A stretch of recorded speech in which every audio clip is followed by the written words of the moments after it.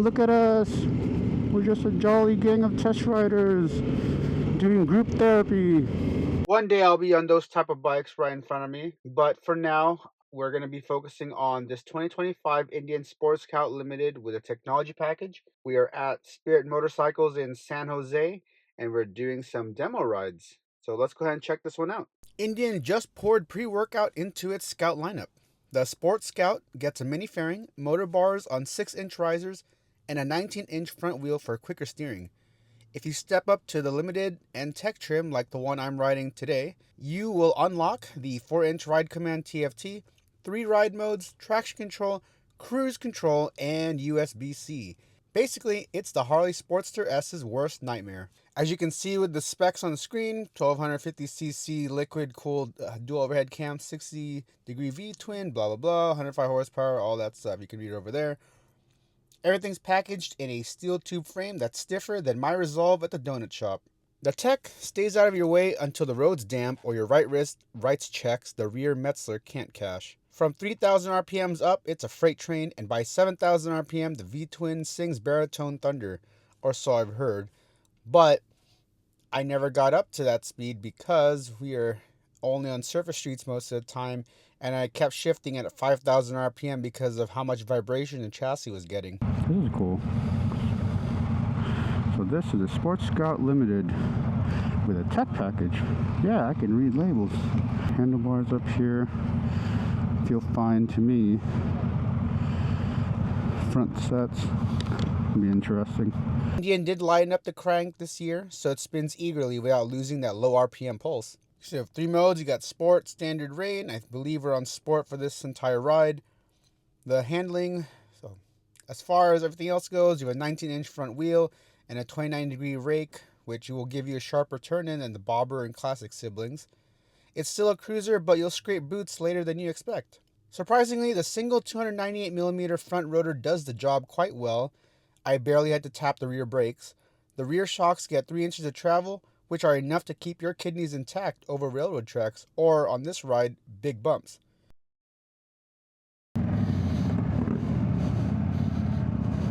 Here we go. Oh God.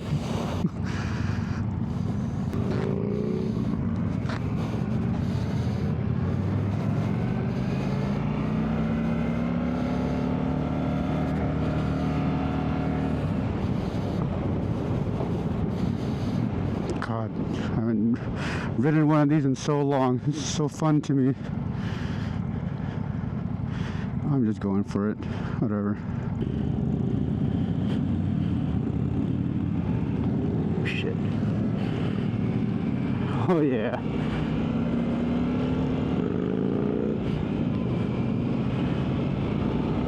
God, it's like really comfortable riding down here. I like how the handlebars are up like this. So no RPM gauge, which is very interesting to me. So actually there is, sorry, the small one, the little one, hard to see. Looks like you're more concerned about the speed than the actual revs, which makes sense for something like this since you're not really racing anything. So this is what a Scout feels like. Why does it feel a lot bigger than I thought it would be? I think a Scout 101 would probably be a better bet, in all honesty. Arms are getting kind of tired holding it up like this. I would prefer it to be a little bit lower, right, because I'm not that big. So this is such a big bike. It feels like a big bike, honestly.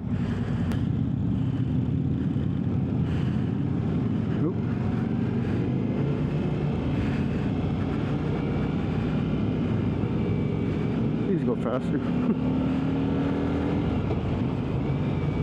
As far as ergos go, mid controls and that sports seat lock you in. 25.7-inch seat makes flat footing easy, even in Air Jordans. I have a 32-inch inseam, which made it easy for me to ride on this bike, but there were some things I didn't like about the bike. Particularly, I did not like how my arms were all the way up. I would probably get rid of the risers if it's possible. I would prefer lower handlebars. While the Harley Sportster S throws bigger numbers, the 160/70 R16 front tire mute the fun on the tight roads. The Indian Scout's conventional geometry plus ride modes mean that riders, from newbies to canyon hooligans, feel right at home. Oh, they're doing the good route. Nice Friday morning here in San Jose. Indian Health Center, Indian Motorcycle. Yeah, here we go. I can really feel the power underneath. Obviously, that's what all one feels, but the vibrations make it feel really cool too. Okay, so then we have the pros and cons. Pros, they're punchy, good rider aids, you're not overly babysat by all this tech, good quarter fairing, and a low seat height. As far as cons go, I mean, single disc front brake, they do need more initial bite, but as far as riding on surface streets, I think it did quite well. It does have a small gas tank, 3.4 gallon tank. I feel like it's the same thing as what was on the FTR. So you're going to have to stop a lot longer. And you have a limited color palette. Unless you order paint, then you'll have to pay a little bit more. Let me see if I can rev match it or hold it. Oh, here we go. Here we go. Oh. Come on. Come on. Come on. Yeah. How you like my balance? Didn't even put my foot down. I think for me, cruisers seem like a good idea. They look like beautiful bikes, but when it really comes down to it, it's like usability wise, maybe if I were a little bit taller, it'd feel more comfortable. I'm sure you could adjust these handlebars, but as it sits right now, I really don't think I can do a full cruise with this, if that makes sense. So maybe the Scout 101 on my left here could actually be more of a fit for me, but we'll see on the next ride. Still in second gear. This digital dash though, pretty nice to see. Alright, I'm gonna power it through here. Does that auto cancel? Can I check? Yeah. I feel like I own the road now with this thing.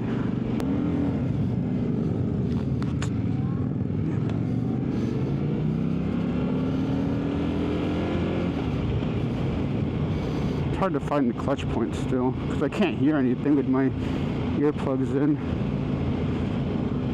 It's like trying to feel the bike is what would make it work. I like this group therapy session we're having. Basically what a group motorcycle ride is at the end of the day, because riding is therapy.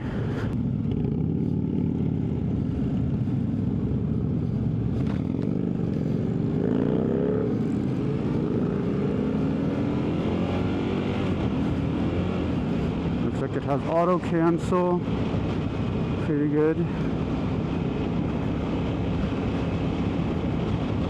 Okay, yeah. Again, my arms are still feeling kind of numb because of the raised position. I'd want to lower these arm bars these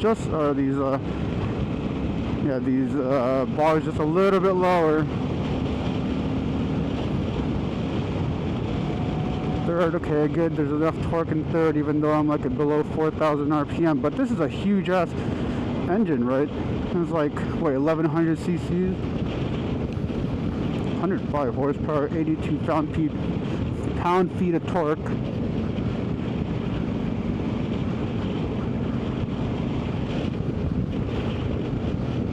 Sports Scout Limited with technology, with a digital gauge, and I'm sure a lot of Indian purists would rather not have digital gauges, but this is the new motorcycle economy. Gotta adjust to the times. Okay. Performance calibration, that's interesting. Foot position makes it a lot more interesting too. Oh my god, yeah, my left arm is just starting to go numb. But I can't let go of the clutch. I don't want to let go of the clutch.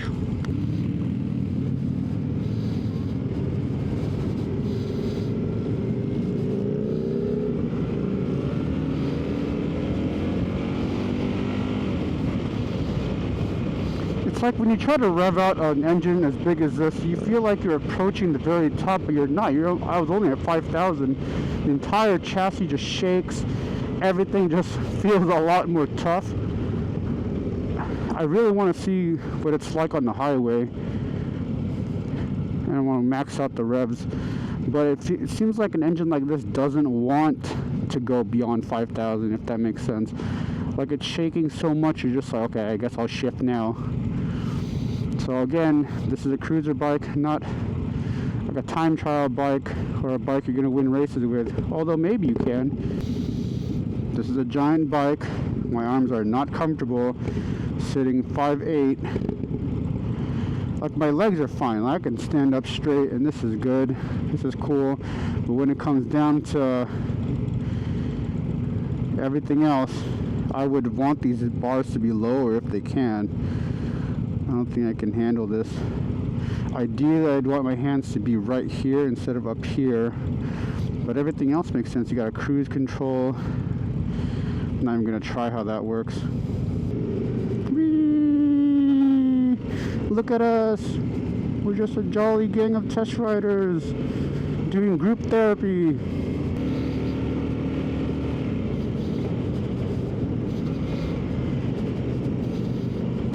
Next to me, right? Alright. So I'm about to go on the highway. Maybe I can finally open it up. I'm in second gear. We are gonna try and go for it. Come on, Mr. 101, let's go.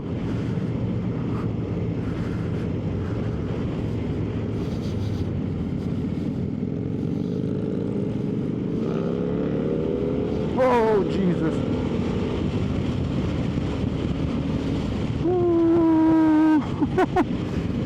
Dang. That's a lot of power.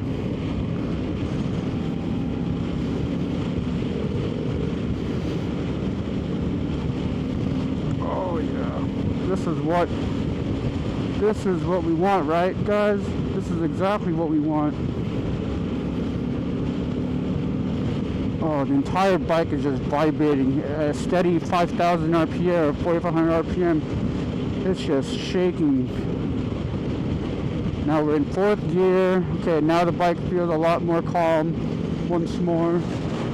Oh.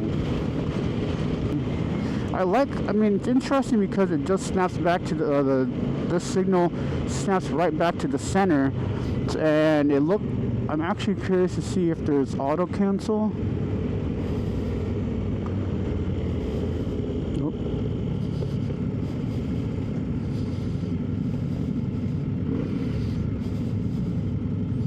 It does look like it has auto cancel.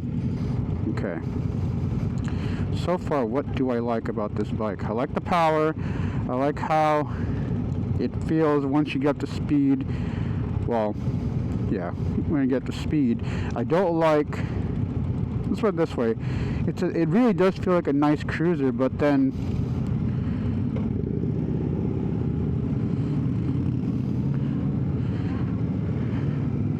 I much prefer a bike that's more nimble, which obviously this won't be. But it seems like the other bigger bikes. It's ironic because I actually want to ride the Chieftain next.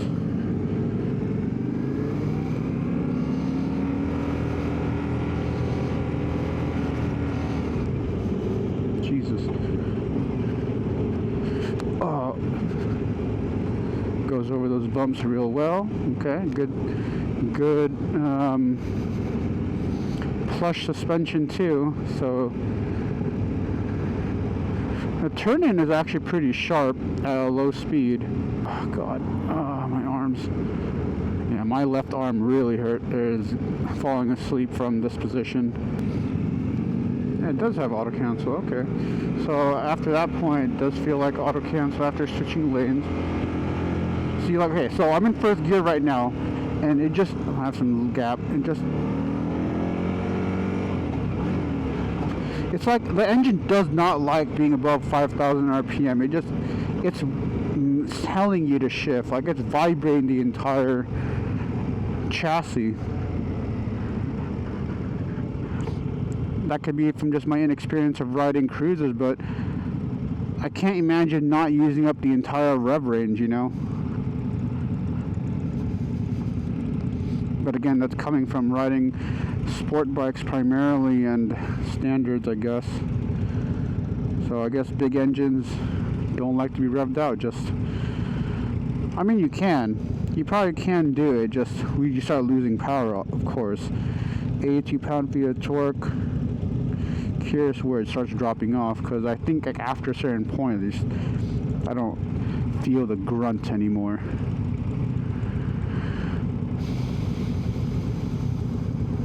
I wonder if the 101 Scout or Scout 101 is kind of the same thing for me, you know.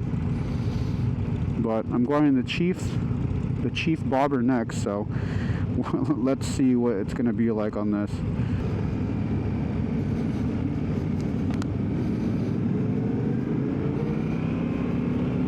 And auto cancel. Okay, there you go.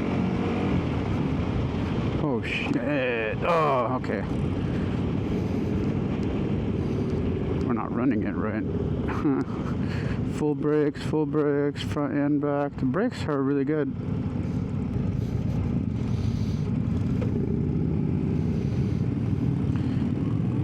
Oh, interestingly enough, when I tried to step to gear 1, or the first gear right away, it actually lags a little bit on the screen. So like I had to think and see if I actually did it, and also confirm that I'm in first gear, not just halfway between first and second. So that was that's a note of concern if you're like panicking to get out of a situation, because I realized I was in second. I didn't want to start in second after that red light turned green, you know. If you want cruiser swagger but you refuse to give up Saturday morning canyon runs, the Sports Scout Limited and Tech is your Goldilocks. Riders who graduate from smaller cruisers, or folks who like to trade out of a sport bike but not completely ready for rocking chair ergonomics, this is more up your alley. Drop a comment or let me know what you like if you've ridden an Indian Sports Scout, or if there's any other Indian model that you like better than this. Thanks for watching. Here we go. Nice bike. One of the power buttons like right there, so keys, who needs them? Very cool. And that is the Sports Scout Limited with a tech package.